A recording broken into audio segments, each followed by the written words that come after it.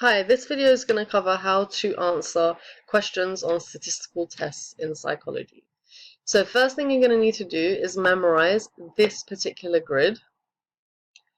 It's going to help you answer quite a number of questions, so you definitely need to remember literally how this grid looks like.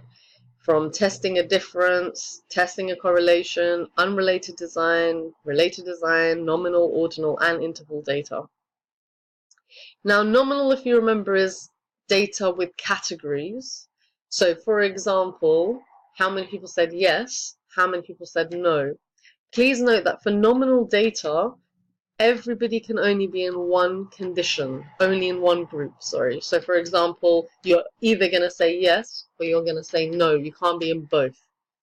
Ordinal data is data that requires some form of ranking. So, for example, a rating scale. So 1 to 5, how do you feel right now? 5 being high and 1 being not so happy. And it could be a score on a test. So 1 would be low on a test and 10 would be high. So that's sort of a rating scale. Interval, on the other hand, has got to be like a fixed, kind of a fixed figure. So for example, like it increases in fives. So it'll be 5, 10, 15, 20. So it'll be very clear that they're doing some sort of fixed interval time or intervals. The rest we're going to find out about. But please note these three here, chi-squared, Spearman's row, and Pearson's row, are the only ones that test for a correlation, whereas the rest test for a difference. And if you please notice also, this one is a sign test that you would have done in AS psychology, so you need to brush up your memory on that one. Now, this mnemonic, I highly recommend you use, and all it's going to do from this chi-squared one, and then it's really these 9 kind of ones that we're looking at, but it's the C here, chatting, and then S for you know what, can make women seem unpredictable, ruthless, paranoid. So let's go through an exam question. Please take a moment to read this exam question. You may even want to pause this video.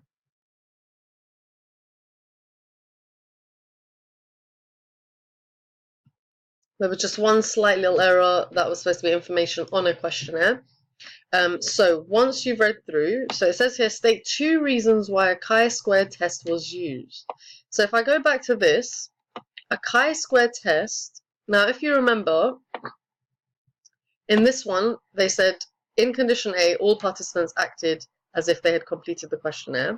So all Confederates, sorry. And in condition B, all Confederates refused. So it's clear that different people took part in different conditions. And it says here, and a different set of true participants took part in condition B. So we definitely know it's an independent group design. So if I take it to this section, which says unrelated independent group design. Sorry, excuse the motorcycle behind me. So unrelated design, and they are definitely testing for a difference because they're trying, I mean, if you look at the scenario again, it does say to determine if there was a significant difference. So it's quite clear they're definitely looking for a difference. It's definitely independent group design. So you're left with this chi-square, which means it was nominal data. And each participant either took part and completed the questionnaire, or they didn't take part and completed the questionnaire. So it's not a interval data because it wasn't every 5 minutes, and it wasn't ordinal data because it wasn't a rating scale of any sort. So when they ask you a question like state 2 reasons why a chi-squared test was used, well, you just follow through on this. So you say one of the reasons was it was an independent group design. They were also testing for a difference, and it was nominal data. So you can pick any of those 2. Now, please note, nominal data can also be referred to as a level of measurement. So they may have said, in some exam questions, they've said stuff like, other than the level of measurement, state 2 other reasons why the chi-square was used. So in that instance, you would need to say, because they're looking for a difference, and it was an unrelated design or an independent group design. Okay, now let's go on to the next part of the question. Have a read through the question, please.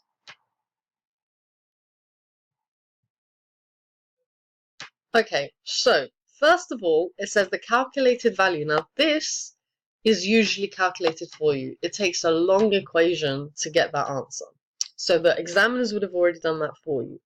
Degrees of freedom, sometimes they give it to you. So like in this example, they've already said degree of freedom was 1.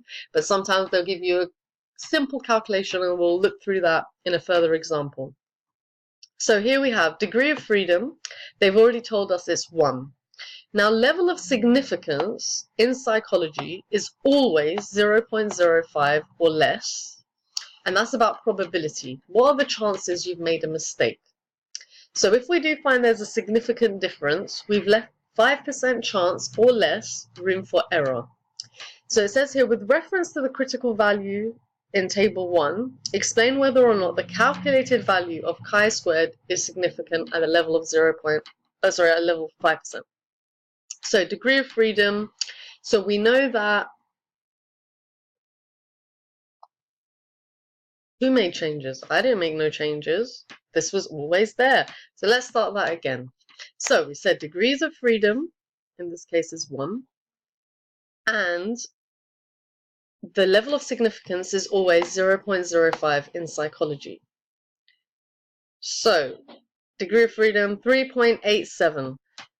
So that means the critical value, which you are expected to calculate in the exam, is 3.87 for this particular experiment.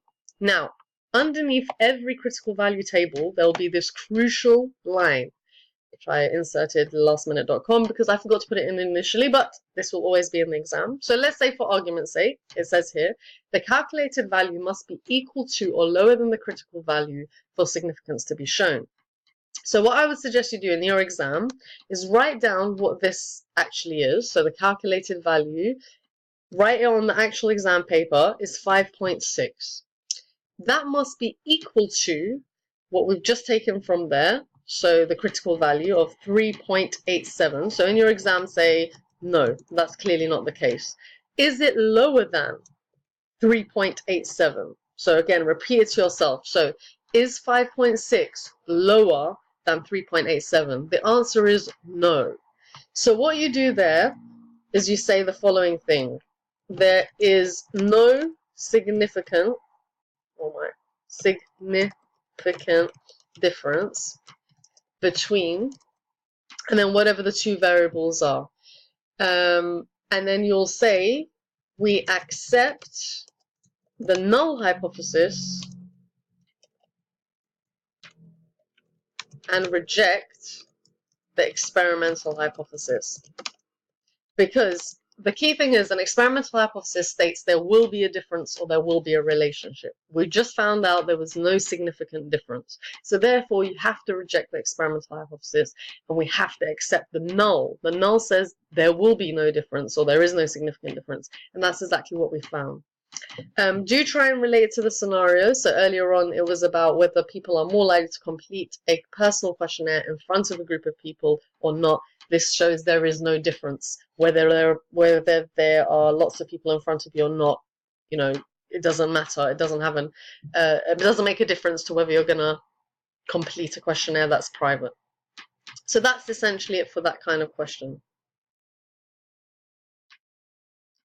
Okay, so this is now set 2. Please have a read of the scenario. Again, I would recommend you pause it to take the time to read the scenario.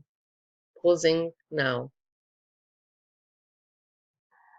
Okay, it says, what statistical tests would you use based on the information above? So this is just kind of a question, just to think back to that table that we mentioned earlier.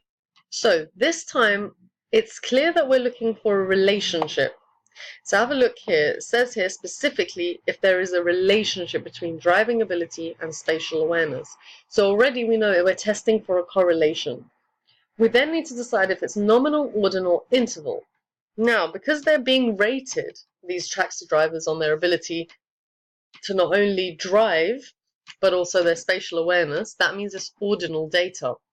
And they're looking for Spearman's row is really the only other thing it could be. It is a repeated measures design, so that might be something to think about, but That's the key information we have at the moment. So I'm now going to just say, imagine this is the results. So if I just take that to another page, just to make it a bit more easier.